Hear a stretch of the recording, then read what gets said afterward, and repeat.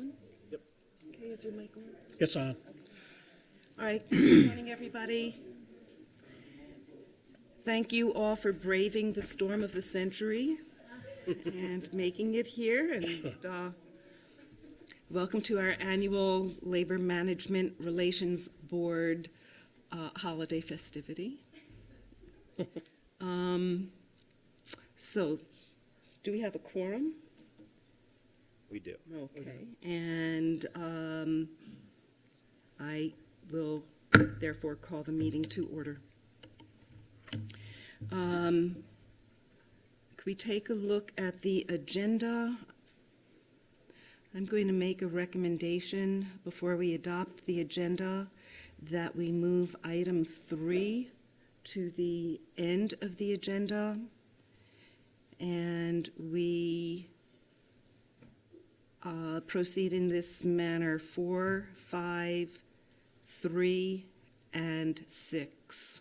And in that way, we can maximize the amount of time that the parties have available for a discussion of collective bargaining, because you're on a short leash this morning. Is that right, Mr. Mayor? Okay. Thank you very much. So with that change, is there a motion to adopt the agenda? I'll move to adopt with that change. Second. And all in favor? Aye. Aye. Okay. Oh, okay, everybody is here. So let's begin then with an update on collective bargaining negotiations, if you please.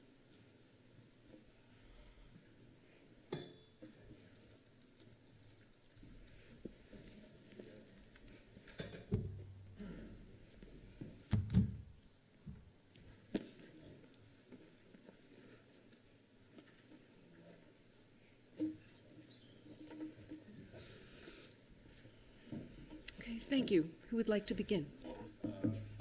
We just talked about that. I'll begin. Thank you, Chair, members of the board. This morning, from our perspective, we just wanted to update you. We did have a mediation with the federal mediator 2 days, October 31st, November 1st. We met again on November 14th. In that, the parties made some movement that culminated with the college making some movement to their last best offer that was presented in September. We did make movement towards what we believed towards an agreement. Ultimately, we didn't reach an agreement in there in mediation. We provided an amended last best offer that included the movement we made in mediation, although we reserved the right to move back to where we had been prior to the mediation.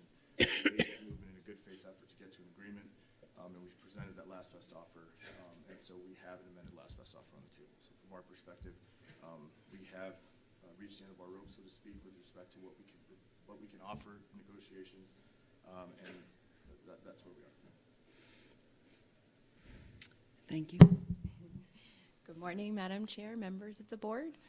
I think that the documents that we filed sort of speak for themselves as to where we feel that we are. But I'll reiterate that yes, we participated in mediation. The union still thinks we are not at impasse. We think that we share many interests, and we still have room to continue to negotiate, and we feel we have actually demonstrated this. And so, yeah, we look forward to continuing to negotiate. But I'll turn it over to Jerry. Here you go. It's like loud. Hello, good morning. Jerry Trujillo, lead negotiator for SFCC AAUP. Yes, we did participate in mediation. Commissioner Dennis Teal came down from Arizona, who was very helpful for both sides. During the mediation process, it was obvious there was still room to negotiate, to continue to negotiate. The 3 days that were the mediation sessions was October 31st and December 1st. I was not present for those 2 dates, but I was present for the November. Sorry, may I? Did you mean to say November 1st, October 31st, October and November? 31st. Okay, November 1st it is. November 1st. Got it. I'm Thank in you. December mode, I guess. All right. I apologize. But anyway, and I was there for the November 14th mediation session. So, you know, with that said, there was movement, you know, as Mr. Mayor mentioned, from both parties. Even, you know, as things were said, last best offer or priority lists that didn't seem like we were able to make progress. We did make progress. So I think it demonstrated that we're still in a process here to negotiate, that there's still room to negotiate. I believe that day, I think in one of our very last meetings, it was close. It was November 14th, close. I don't know, it was about 3 o'clock. It was getting a little later in the afternoon, and we had a meeting, a sidebar, you know, with Mr. Mayor and Margaret Peters, and advised them that we're 90% sure we can come to agreement this evening with our, you know, with our contract. We're that sure of it. And then we went back into a caucus, and then the session ended, mediation session ended. So, you know, with that said, we still feel that we can negotiate. I know SFCC feels like they're at the end of the rope, but this isn't a my way or the highway negotiation. This is an actual negotiation. This is a conversation. This is a dialogue. It's not a dictatorship. You know, it's not like, all this is what we can do and that's it. It's about really visiting those articles and really checking to see what we can do to come to this to come to an agreement. It's not about well, it's late and people are tired or they don't want to negotiate anymore. This is about this commitment. Today I believe is 1 year. We met for our first session to negotiate ground rules. So a year ago was our first meeting, and here we are. And we've made a lot of progress, it looks like, on both ends. So I think, you know, I think that the actions so far and the positions of each show that we've demonstrated that there's still room to negotiate.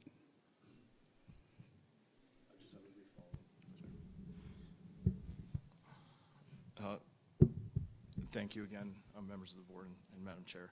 I think since we're talking about sidebars and negotiations, one of the things that did come up in that sidebar was a declaration that here are some items on the union side we cannot budge on, which was in writing. We offered to take that into consideration and see what we could do in terms of moving forward off our last best offer. Like I said, we did make movement to the extent we could, and we then amended that last best offer to include those instead of relying on what we had provided previously. There's a discussion about whether this is a dictatorship and whether it's a take it or leave it. The bargaining process doesn't require, and we've said this, and it sounds negative, it's not intended to be negative, but either side can say this is our last best offer, this is as far as we can go on these issues. It doesn't mean it's bargaining in bad faith. As a matter of fact, as Mr. Trujillo just expressed, it's been 12 months since we initiated bargaining. We moved in the mediation governed by the federal mediator. So we believe we've bargained more than in good faith, in very good faith, in these, and moving in mediation demonstrates that. The fact that we've decided that we cannot make any further movement does not indicate bad faith, and both the National Labor Relations Act and the resolution under which we operate allow for a party to say this is our last best offer, and that's all we've done here. It's not a move to say that we've bargained in bad faith. There are issues that the union has claimed we cannot budge on these. If you don't make movement on these, our constituency won't agree to a contract that has this language there. Our side feels that language is important to its position, and so that's why we've reached a last best offer on our end. So just wanted to clarify that. Thank you. So a question, and I'd love to hear questions from board members as well, and comments. Frequently, a bargaining tactic, especially in traditional bargaining mode, is to agree on everything you can agree on and save the issues that you can't budge on, that either party believes they can't budge on until everything else is negotiated. And frequently, in doing that, the relationship develops, the process develops, and maybe some technical issues become clear that might impact the remaining points of negotiation. For all of you, do you feel that you have negotiated fully on all the issues other than those that either party feels they cannot budge on?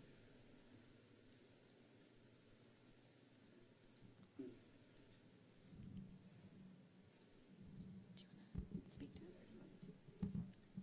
it? So to clarify, are you asking, will you ask the last part of your question one more time for me? Sure. Do you feel that you have bargained fully on all issues other than those which either party feels are the issues they cannot budge on? In other words, you have 20 issues. Each group has 5 that they can't budge on. Have you negotiated fully on the other 10? Okay, so I really do think this is a lead negotiator question because I'm not negotiating. Yeah, we have not offered, AAUP has not put a last best offer on the table. There are some articles that we would like to negotiate fully on. We feel like maybe we have touched on some, but not had an opportunity to fully negotiate on some of the articles. Thank you. I don't think this is going to surprise the board, but we do disagree with that. We think we have negotiated fully on those items. As a matter of fact, in the mediation, the meeting that we all had before with the status update communication about, there are some of those articles that we've negotiated on throughout the at that point 10, 11 months that the union felt we were really close on. In mediation, we did come to the same language on those. So I think we have negotiated all those issues to the point where we're comfortable, like I said, with saying, here is our last best offer. We've negotiated. We know what the sticking points are, so to speak. We got a document saying we can't budge on these. We know what those are. We made as much movement to those to try to reach an agreement that we could. On the others, if you look at the contracts or the proposals side by side, all the language that we could agree on is the same. Colleagues?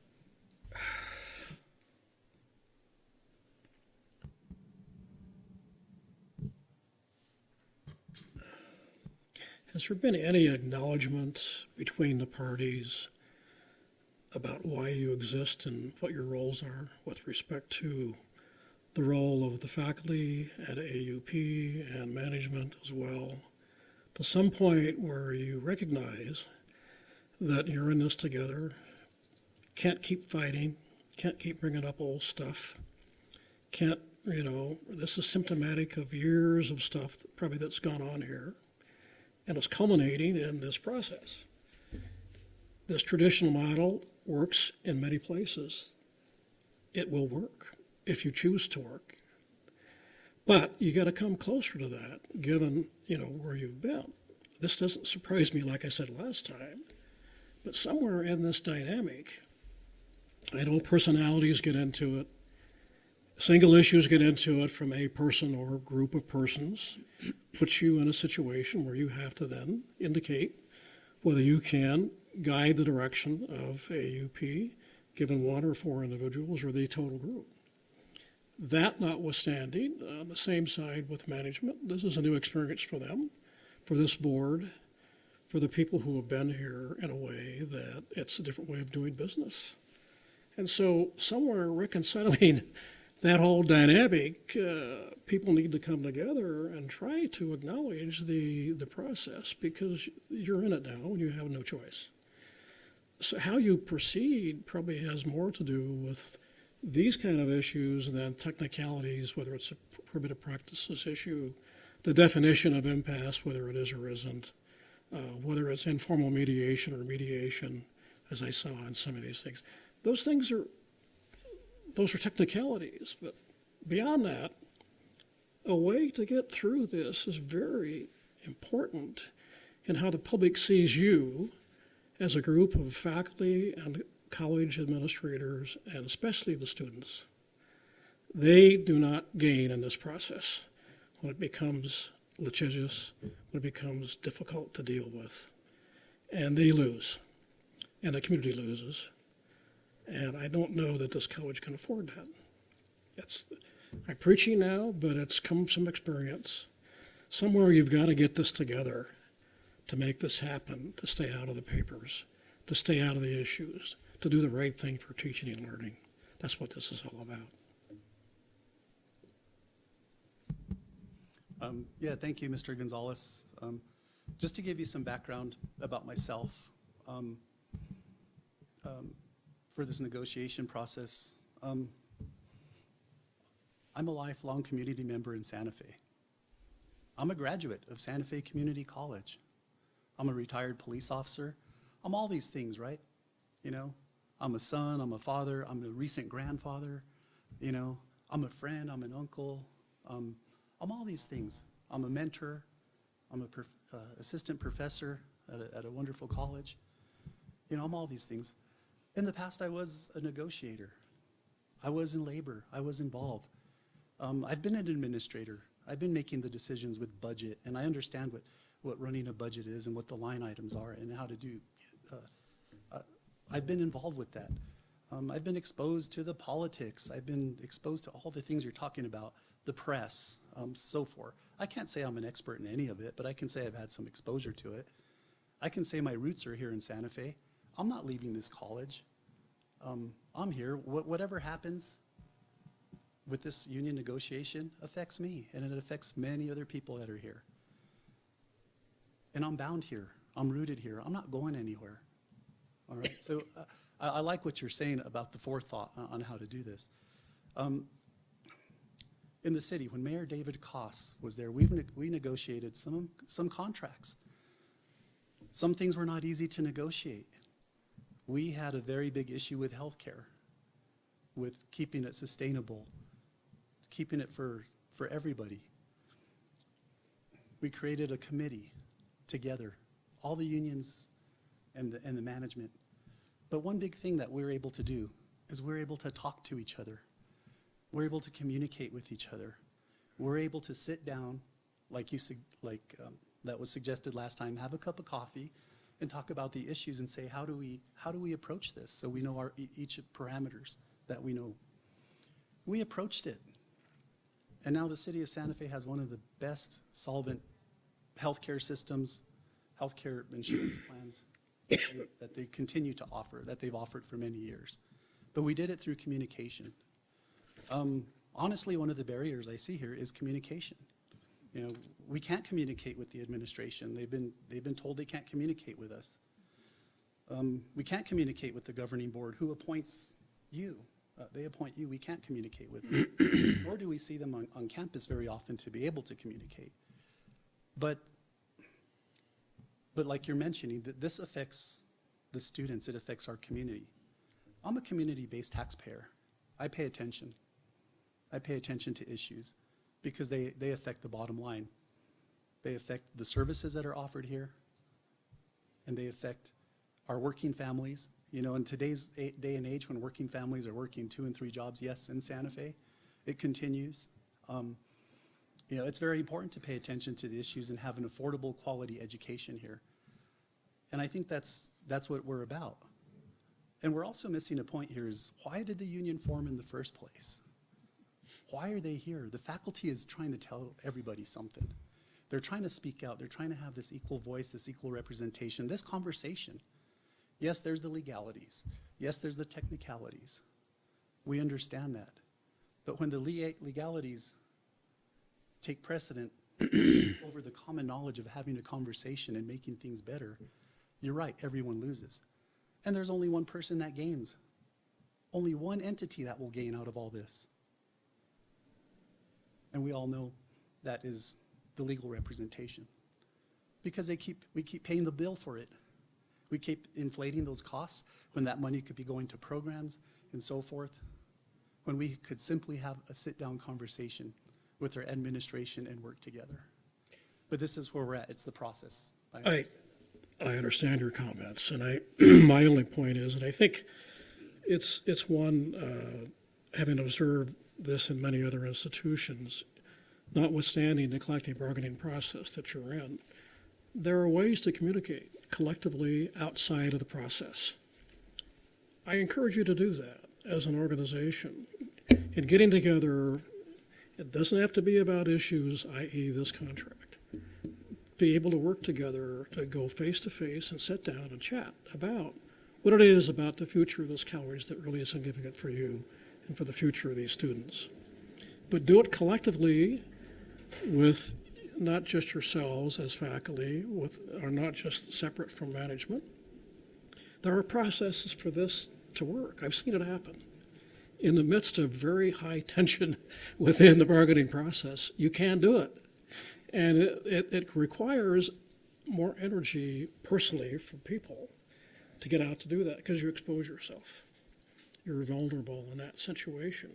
When you have to get faculty X with administrator Y and you sit down and you start talking about these things through an organized process that's totally separate from this, you'd be surprised what happens. I don't know if you've done much of this here, but there's a way to get at that, and there's a way to move that through outside of the need for bargaining. And I understand your point in terms of the voice, and there's a reason for that has occurred here, and I fully understand that. But somewhere you got to get through this, because this will keep repeating itself, and we'll be seeing more of these prohibited practices here, which doesn't resolve your issues. It may technically resolve a few issues, but does it resolve the organizational health of the college? Probably not. May I respond? Please. Quickly? A couple of things. One, we're talking about having those conversations. As I stated, the reason that the mediation from our perspective was unsuccessful is because we were notified these are things we cannot budge on. Our constituency won't accept these. Those issues are important to management, and management wants to maintain those positions. In terms of who wins and whether or not the legal, and obviously that was not a shot necessarily, but that comment was made towards my representation of the college. It would be in my best interest to continue to negotiate for 3 years so I could go to the table. If that was the concern, if it was about me making money, I wouldn't be here. I would say, let's go negotiate for another 15 or 18 months, because if I want to run up the bill, that's the best way for me to do that. In terms of litigious and filing things to get we didn't file these prohibited practices. Our position is we've moved as far as we can, and that's allowed within the law. As a matter of fact, there's nothing that says that it's bad faith to say, here are the issues that we think are very important, and we need to make a stand on these issues. That's what the administration's done. In terms of communicating with administration and the governing board, your governing resolution doesn't allow that during the negotiation process. The governing board and elected officials are part of the management team.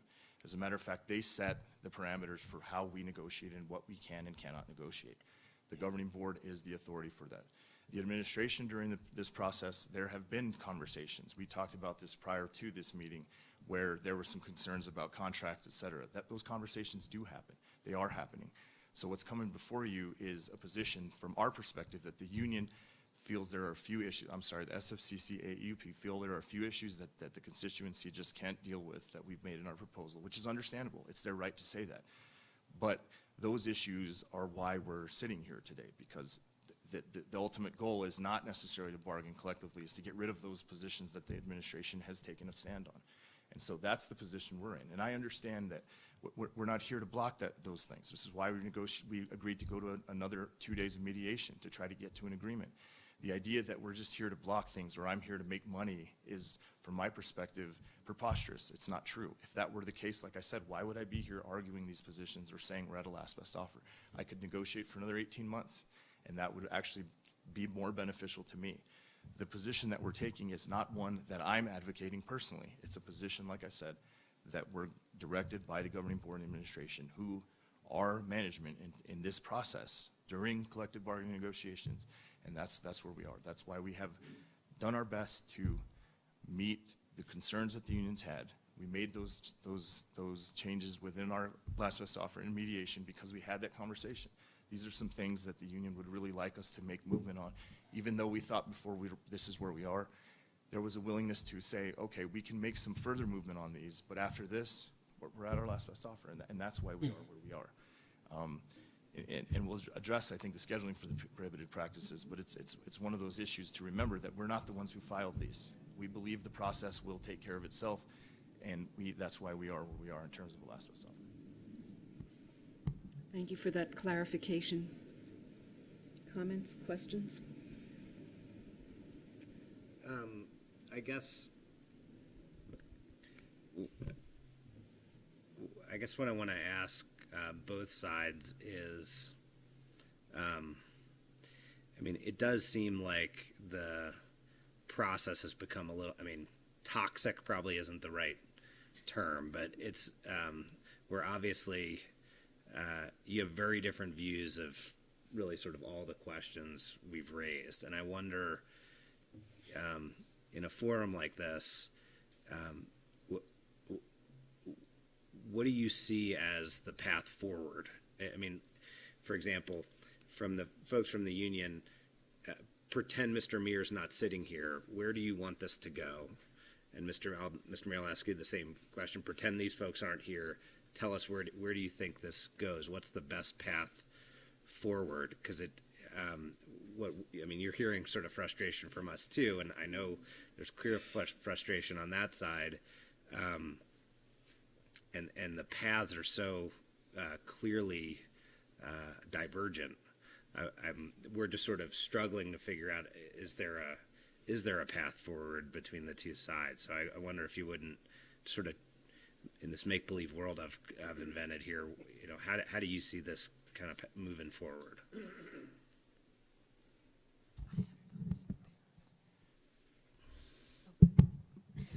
I would like to actually really appreciate your questions, Mr. Kaufman and Dr. Gonzalez. I'm deeply appreciative of the things that you said. I don't want to put words in Mr. Trujillo's mouth, but I think what we need to do is, I like this concept of acknowledgement. I would like to see us focus less on positions and more on solving issues together in a mutually respectful way that acknowledges both sides' needs in making sure that the students get what they need. I think it seems to me, and again, I have not been at the negotiating table, but some of what's going on is more about a relationship.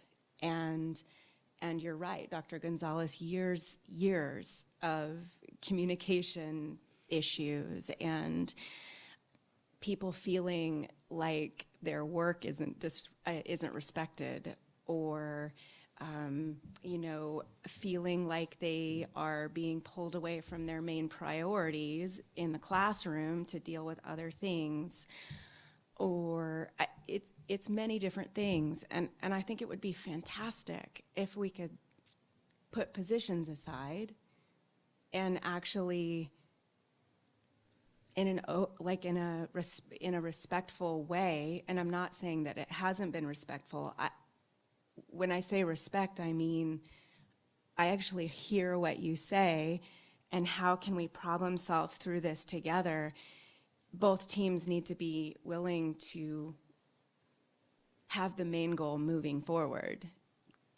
And I don't know that we've always felt like that was the primary goal. And I'm willing to be corrected. I think that everybody at the table are really good people. Everyone here cares so deeply about this college. I know the faculty would just want to be respected for their role in the classroom. But I bet administration wants the same thing. They keep the doors open. They put in really long hours, and so do we. And it's all because we have the same interest. We all care about the students and this community, and I feel like we are not connecting on that, and it's really a shame, because we have much in common. So anyway, I'll hand it over. Just to reiterate though, we did budge on items that On all of our items, we did budge. But moving forward, you know, I'd really like to see a collaborative. Right now, it's a negotiation, and to me, it feels like it's about positioning. I'd like to see it get more of a collaborative, whether it's, you know, with Mr. Meir representing some of the administration and sitting down and having that conversation and saying, well, what are our common interests and how do we get there to our common interests? So we learn more about each other. We're busy on campus. I mean, we're Zooming in the halls, and it's like a quick hi and a bye, and that's when that's a lot of our communication.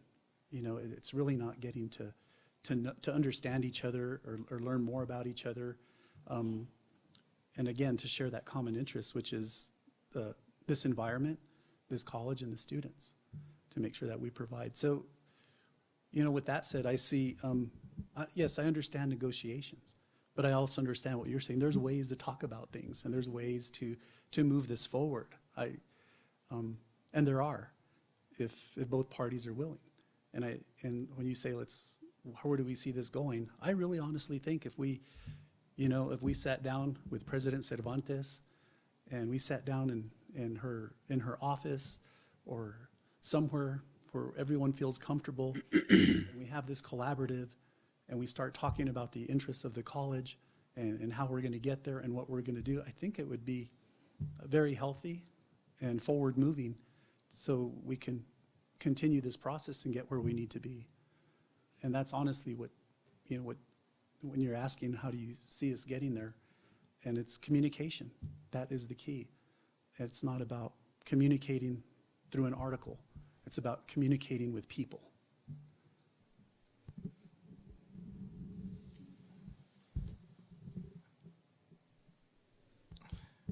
So I think the expression that Ms. Iannarino expressed, and I know I'm not supposed to remember that she's sitting here next to me, but I don't think there is, what we talk about fundamentally with communication, I don't think there is, I think there's a misperception that there's a need to butt heads. I think the difference is from the team on the management side, these issues have been discussed.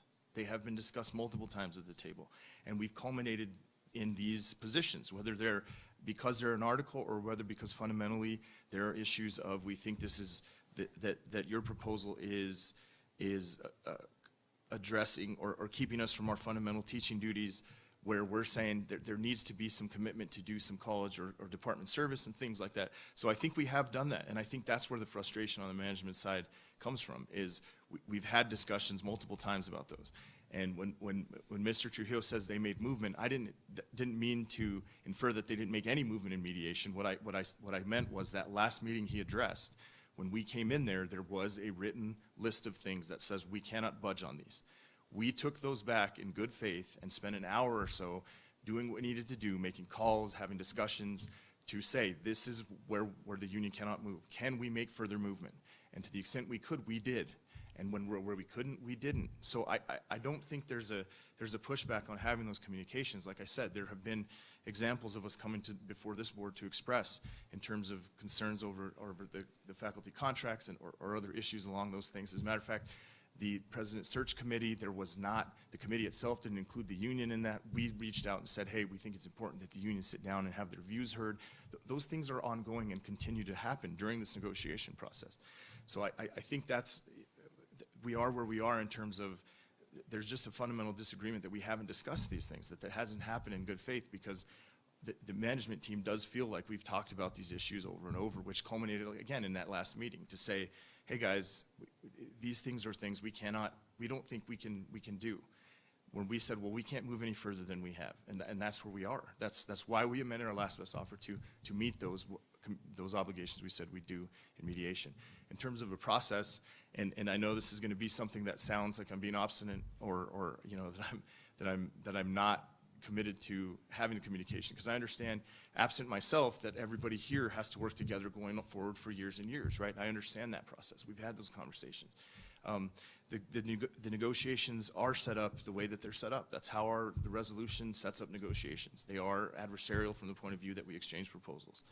There is a process within the resolution to solve these impasse to solve these things. And so what I see going forward is we have to rely on what the resolution requires of the parties.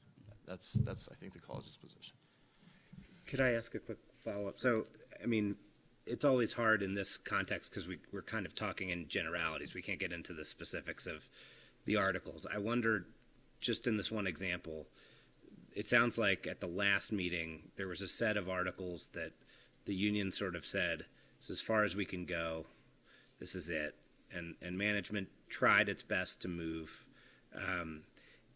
Do both, I guess this is more for the union, do you guys understand why, you understand the position the management's taking.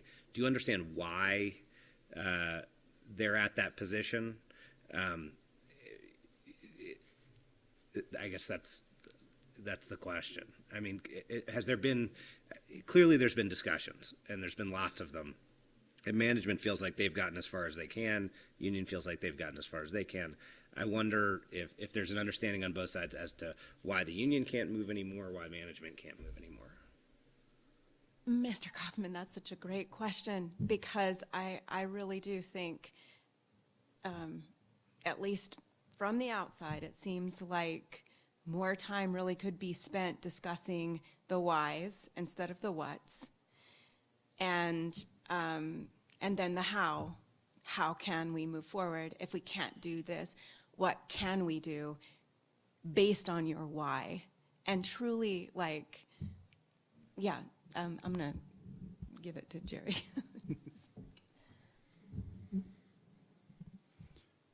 And the why is a good question. And there is still movement to be made. There's still movement to be had. And maybe there's some understanding, but I don't think there's a complete understanding. That's why earlier when I said, I think a true collaboration, a conversation would be forward moving. It would help bring a lot of understanding to these questions of why and, why is this the bottom line? And how can we achieve this together? I think those questions could be had. I know we've had conversation at the table, but the conversation at the table was about the articles, maybe about certain language and so forth. But I think that the true questions of why we need to move a certain way, or how could we help each other and make it, this negotiation doesn't have to be adversarial. Proposals don't have to be adversarial. They can be collaborative. They can be helpful. We're not in an era where we're going to agree to everything. But I think if there's some understanding to the questions of why certain things are done, or why certain things need to be done a certain way, that may help soften things up to move things forward. So that is a good question, and I think because it's not clear as to why certain things the way they are, Question. maybe that's why we're at where we're at. How would you propose to get there, based on the question that Mr. Kaufman raised and you just answered? How would you take the next step?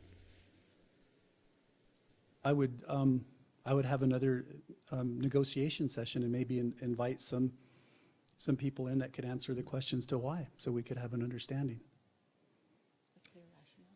Mr. Meir, would you be open to that? No, ma'am, we would not. Like I said, the reason we're not open to that is the idea that we have not made the presentation as to what the whys are.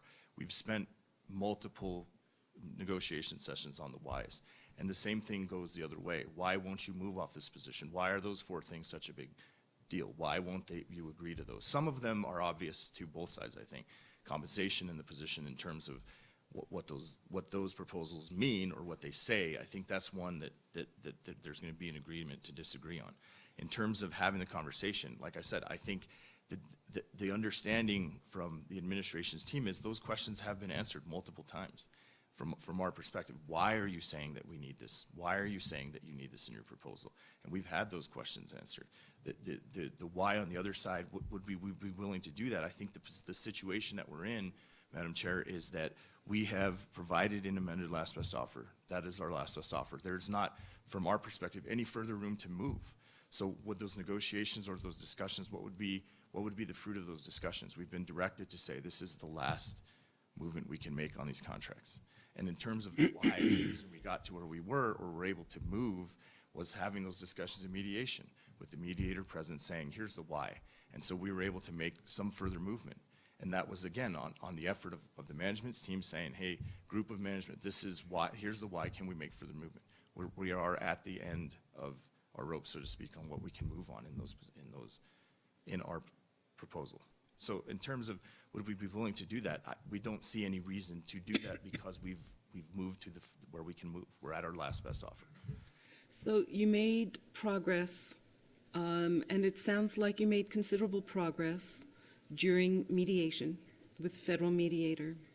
You probably experienced, I'm just guessing here, you probably experienced in mediation that there are different ways to frame a question and different ways to frame the why and to have a conversation around the why. And it sounds like some of the conversation around perhaps a differently framed question yielded some results. It sounds like there is nothing on the part of the administration. Can you think of anything on the part of administration that would get you back to the bargaining table with or without a mediator?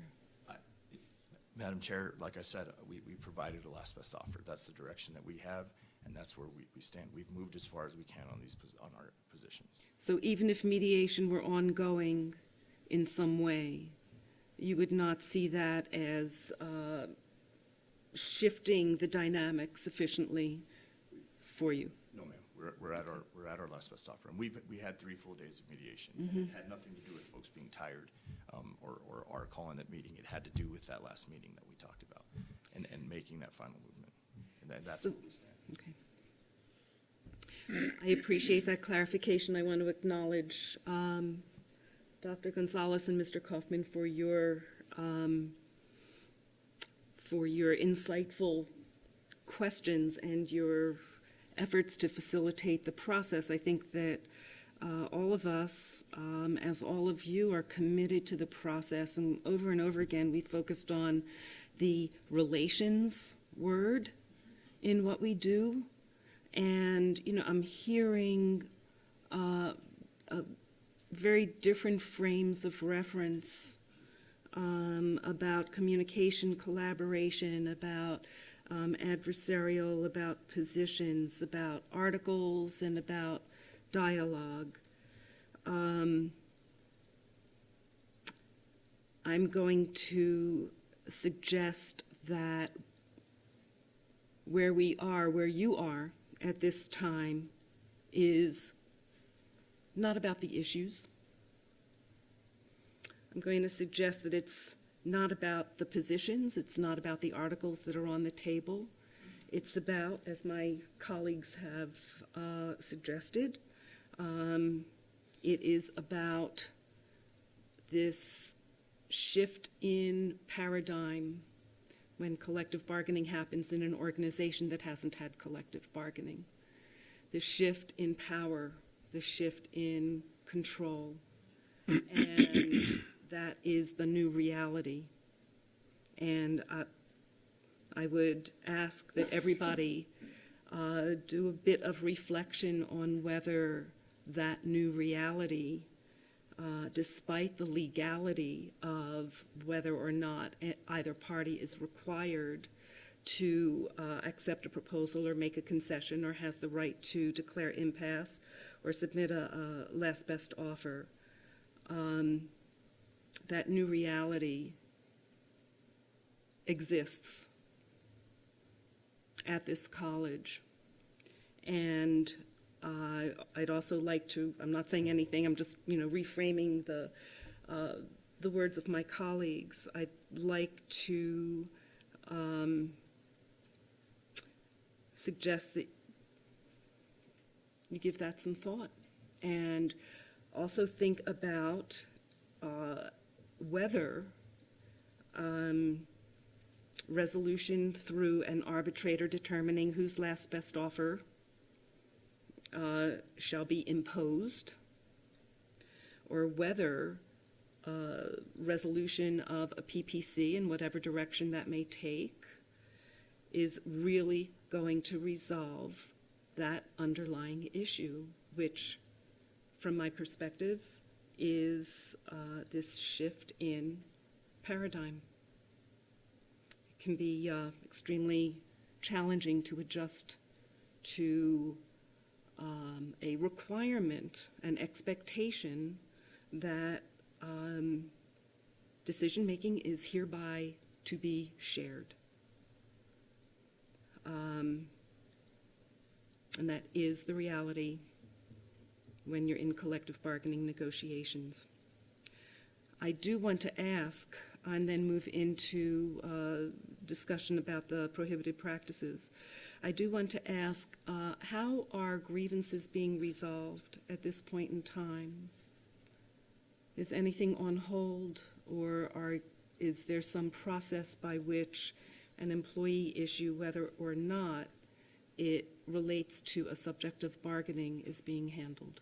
There's a policy in place, and so I think that to the extent those grievances have been raised, there's one at issue, I think, in the PBC that we'll have further discussions on, I think, on this end of the table once we adjust scheduling and stuff. But I think there's a process that has happened, that there is a policy in place, there's a process for that that's ongoing. But from my perspective, that's what's happened, but I'll leave it to Mr. Honorino to say whether that's true or not. I don't know. No,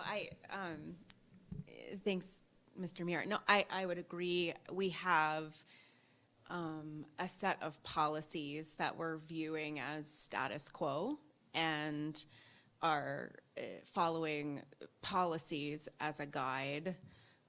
There's a couple that we don't have a grievance policy. There's a corrective action policy, but it's not applicable to faculty at this time. There's another policy that sort of outlines the basic duties and due process of the faculty job. But yeah, So nothing is on hold then? no. Okay, thank you, that's good to hear. That's a relief for everybody, I'm sure. Is there any further discussion on this item? Okay, let's move right in then to the prohibited practices that we have in front of us. And we will request that Mr. Kennedy set the schedule for the hearing of the prohibited practices and briefing and so on. Thank you, Madam Chair. Just real quick, Madam Chair, I just want to address this up. In terms of service, we were reserved via mail we received the PPCs yesterday for December 6th. Just for scheduling purposes, I just wanted to make that known. Okay. That's all. Thank you.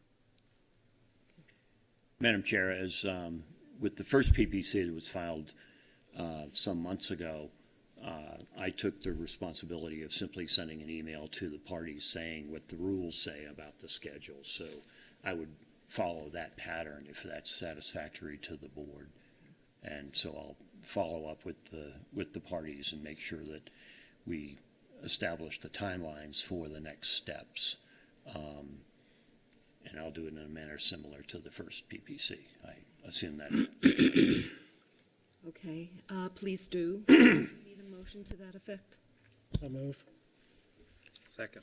Well, unfortunately, you don't have an action item Okay. on your agenda. Good. I think you probably had it on the agenda 3 days beforehand.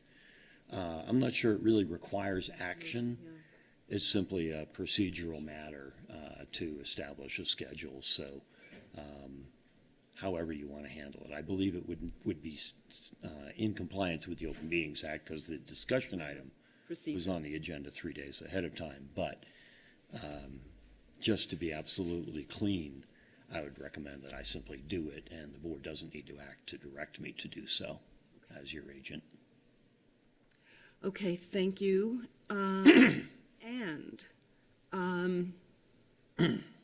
We need to take a look at the issue that has again reared up regarding the legal representation of this board. This was an issue that in the last PPC was not addressed because the PPC was withdrawn. So I'm going to suggest that we schedule a special hearing, a special meeting for the purpose of hearing the issue of legal representation of this board so that we can resolve that hopefully for all of us, for all of our benefit, and so that we can move on.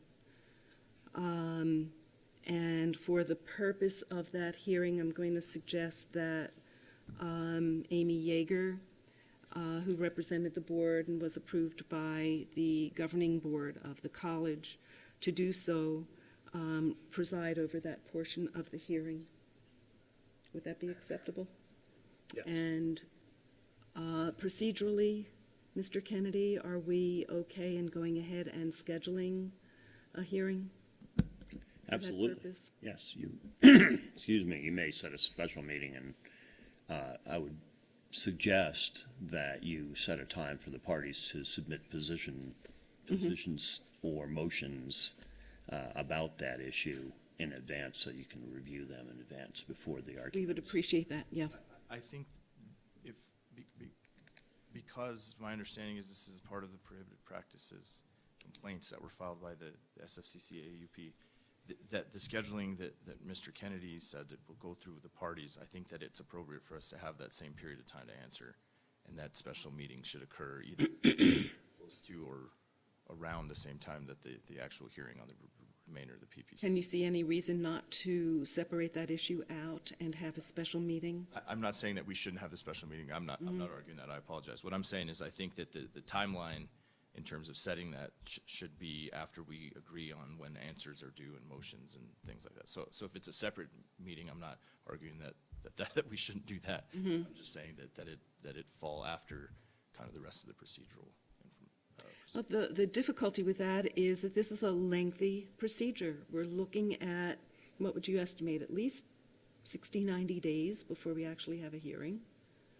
That's what your rules provide, yes. Right, so that's a long time for the entire process to be in limbo, and our intention is that well before that, the hearing on the substance of the PPCs take place, that we settle, that we resolve the issue of our representation. I understand, but I think your rules require that the same process is in place, that there's a time to answer those, that there's nothing outside of the rules that don't allow for those processes to take place. That's what I'm stating, Madam Chair. We'll look to you for guidance. Is that awkward? It's a little awkward for me to advise you about something in which I'm not subject. yeah. So my opinion simply is that you can parse this case out as you choose and decide particular issues in the order in which the board decides to choose them, to rule on them. But because the substance of the issue is my status as your counsel, I'm a little apprehensive about even giving you an opinion about how you should do so.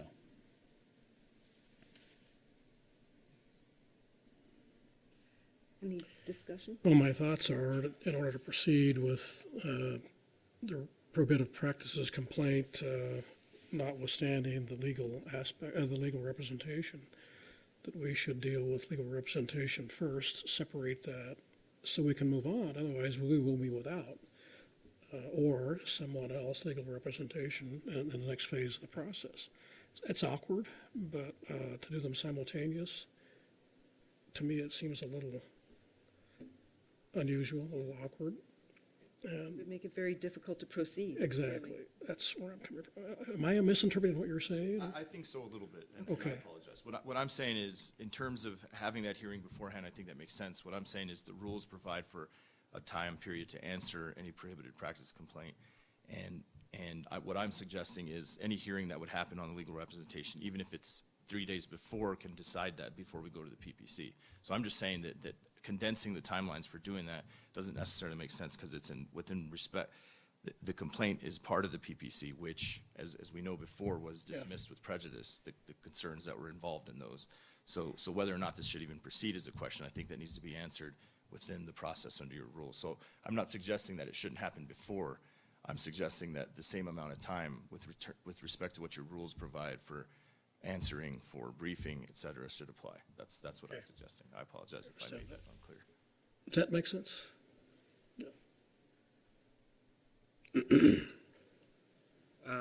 Yeah, well, it seems like we could figure out today sort of a ballpark of when the briefing would be complete on everything, and we can set the special hearing on this issue at some point after that, and set the hearing on the rest much later.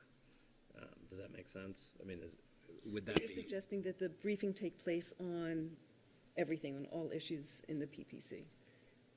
I think my understanding of the rules is that there are deadlines in our rules for when to respond, and you're gonna communicate with the parties to come to an agreement on when those deadlines are, and that process, that briefing will take place over a period of time, at which point it will be done, and after which point we can have a special hearing on the legal counsel issue, because we want to do that first. Yep. Separate and apart from the hearings on the rest of the substance of the prohibited practices complaint. So if we're sitting here on December 7th, so if briefing is complete by January 7th, we can set a special hearing on January 14 for the legal issue, the legal counsel issue, and try to get that resolved and not deal with the rest of the prohibited practices at that hearing. We can set a separate hearing on the rest, and that can be later. Can you refresh our memories, please, on the timeframes which briefing would be Absolutely. required? Your rules provide that an answer by the respondent, in this case, the complainant is AAUP and the respondent is the administration, is Santa Fe Community College. The rules provide that an answer is filed within 15 days, 15 work days of the date the complaint is served. Mr. Meir has stated that he obtained the complaint yesterday. I think we'll use that as the date. So calculating 15 business days or work days from that is the answer date. The board has the authority to direct the parties to also submit position statements on this issue of representation at the time the answer is due, and that could be a simultaneous submission if you choose. And then after that, you can set a hearing on this representation issue in order to have it resolved so that you can have continued representation throughout the time prior to setting a formal hearing on the PPCs.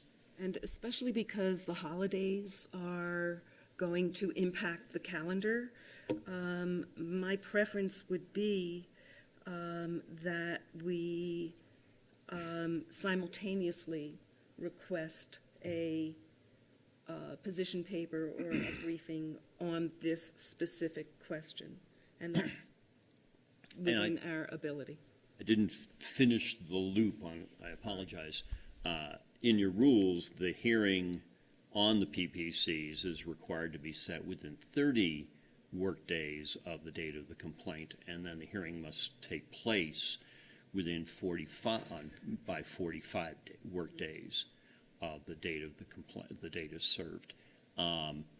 The parties, of course, have the opportunity, or the board has the power to extend those deadlines should it choose to do so. Those are tight deadlines over the holidays, but it is also what your rules provide.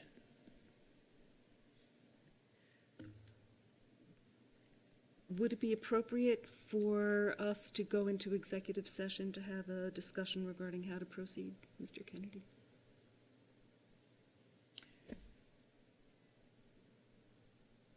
It is appropriate for you to go into executive session to discuss legal matters, and this is clearly pending litigation matters.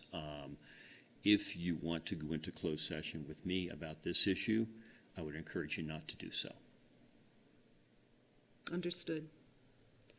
What, I'm feeling the need for some further dialogue among the board members to just determine how to proceed. It's fine.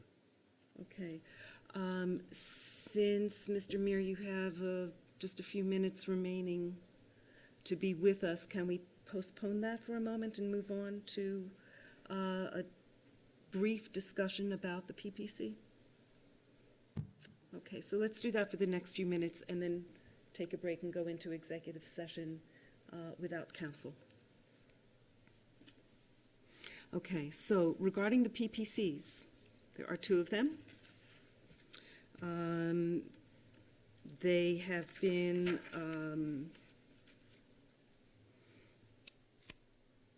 well, I'm going to refrain from characterizing the PPCs in any manner.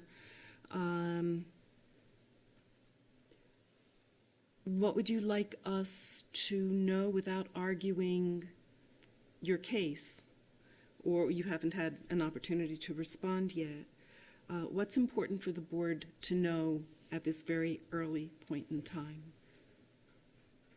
Madam Chair, I think it's inappropriate for us to make argument. I think it could be. I agree. Well, or make any statement Okay. related to our positions, only because I think it could be construed as legal argument, and Okay. we haven't had the opportunity to respond, and I'd be remiss in doing that without having consulted with my client on our responses. Okay, understood.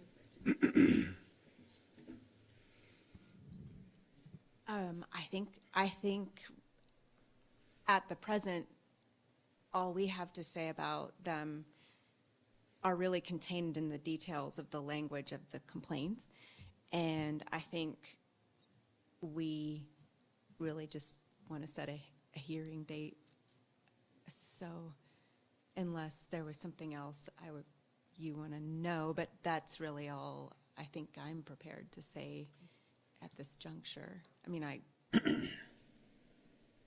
we're sorry it's come to this, but other than that.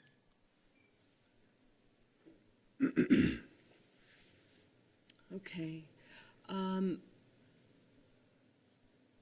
Any questions? Do we need any clarification? No, I just acknowledge that we've received them and we'll proceed. So I'd just like to point out that we're looking at a minimum of 9 weeks, 10 weeks, is that right?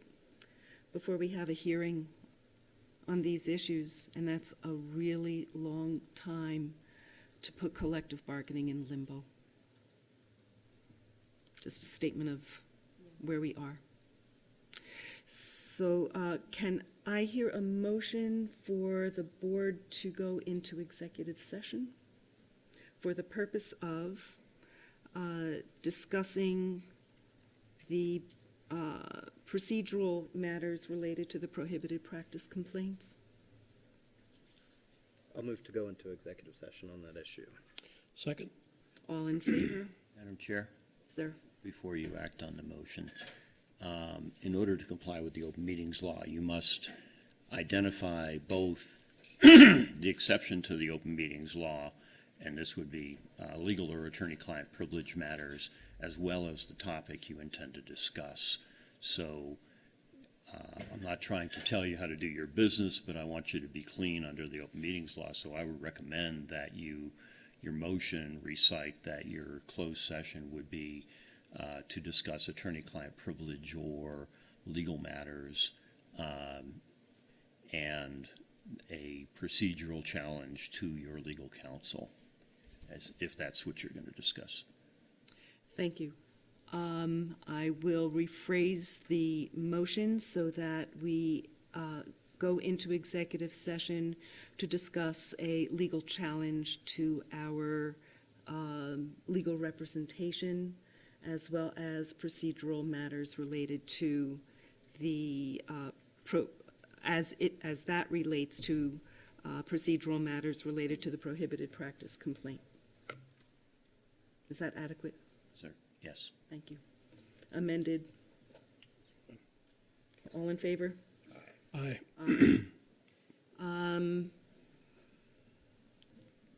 do we move to another room, or do we ask the? Okay, You've not ever had a closed session.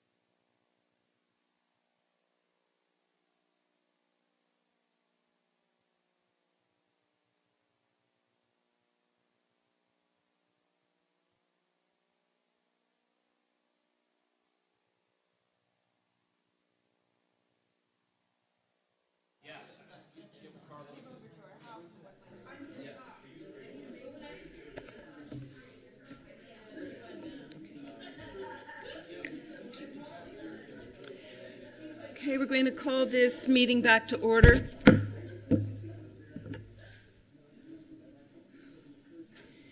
And we had a motion at 10:48 to come out of executive session and return to our public meeting. During executive session, we discussed issues related to our legal representation, and we have come up with the following schedule. You're still here? Okay, thank you. And by the way, we've been reminded that we need to vacate this room in about 11 minutes, so we'll talk fast. We're going to request the management response to the PPCs by the 11th of January. We're going to request at the same time that management and the union prepare a position paper specifically regarding the issue that is raised in the PPC of legal representation for the board. And we're going to reschedule our meeting from the 11th of January to the 18th of January, during which time we will hear arguments on that specific issue. One point of clarification, Madam Chair. We're only providing you essentially a pre-hearing brief, so to speak, on the one issue, the 11th, along right. with the filing of our answer to the rest of the PPC. Correct, And to be extra clear, that one issue has to do with the legal representation. correct. Good. Correct. Is that acceptable? Perfectly acceptable. Okay. Thank you. We're going to move on then for the few minutes that we have left to, if we may, colleagues? Yes. Okay. To item 3, public comment, and I don't know how many people have signed up. And I would ask everybody to limit your comments, please. We have 2 public comments. The first would be Steve Martinez. Madam Chair, Thank you. members of the board, and distinguished guests, thank you. I'll keep it brief. I was going to go on as a narrative. Unlike Jerry and my family's been here a long time, third-generation college professor, but I'll leave it at that and say that I'm not going anywhere. I'm going to remain being a professor here in New Mexico and teaching the great state of New Mexico in this state. So that said, what I would like to say is this, is that there are other voices on this campus that are a counter voice to the AAUP and that have a great deal of respect and support for our administration. They have been very accommodating, and in this Christmas spirit, they've been very Christian-like, always, taking a very Jesus approach to embracing our views and our opinions. And so I think it's important that people know. I reached out to the Santa Fe New Mexican this morning to say, hey, there's another side to this discussion. Other faculty have views who are the counterweight to the AAUP, and that needs to be noted for the record. And I'm very grateful to work under an administration like this. I've worked for UNM, Highlands University, Northern New Mexico College, and Margaret has been one of the greatest vice presidents that I've ever served under.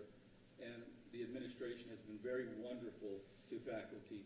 And so in this Christmas spirit, I want to say thank you very much, Margaret.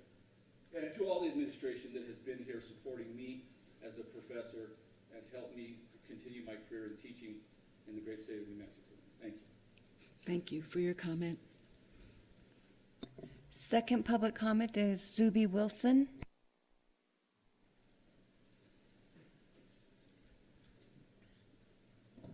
Chairman Swalje and members of the board, thank you for this opportunity. I guess one of my concerns is, and I've expressed this, that I should represent myself. I am the chair of the Faculty Senate here at Santa Fe Community College. And while I am a member of the negotiating team, I am not representing the union or the negotiating team in any way in my comment today. And some people have questioned my ability to separate, but I have many roles on campus. I'm the advisor for several clubs. I have a lot of different roles on campus here, and I think I'm good at being able to understand the different roles that I play. But in terms of the issue of communication, I know, Dr. Gonzalez, you weren't here in the beginning, but the first couple of meetings, that was, as the chair of the Faculty Senate, I attended these meetings and made public comments about my concern of communication. And I think the legal representation for the college has advised them that they cannot communicate. There's been numerous times that we've invited senior administrators to come and speak to the Faculty Senate, which is critical to our functioning governance, to be able to have that kind of communication, and they've been advised that they cannot. Now, we did get President Cervantes this semester came to one of our meetings, and Chair Siegel came to one of our meetings, and they have to be careful, as I do, about what we say. But I think we agree totally that the spirit of cooperation and the spirit of communication is absolutely critical, and anything that we can do to help open those doors. But I feel that we've opened the doors, but we've been told repeatedly over time that the administration cannot communicate with us because we were, and I represent the vast majority of the members of the Senate are not members of the bargaining unit, which makes it even more critical to me that I be able to represent those people and have that dialogue with senior administration and other people across the college. And I just want to put that out on the table, that we have consistently had the desire, the intention, and have taken actions to try to facilitate communication every way that we can to keep, to make sure that everyone is well represented here. And so I just wanted to put that out on the table. Thank you, sir. No other public comments? Item 6, approval of our October 2018 meeting minutes. Has everybody had an opportunity to review those? Yes. Are there any changes? Okay, is there a motion to approve our minutes from October? I'll move to approve the minutes. Second? Second. All in favor? Aye. And is there a motion to adjourn? Oh, aye, sorry. I move we adjourn. Thank you. Second. All in favor? Aye. Thank you all. See you in January.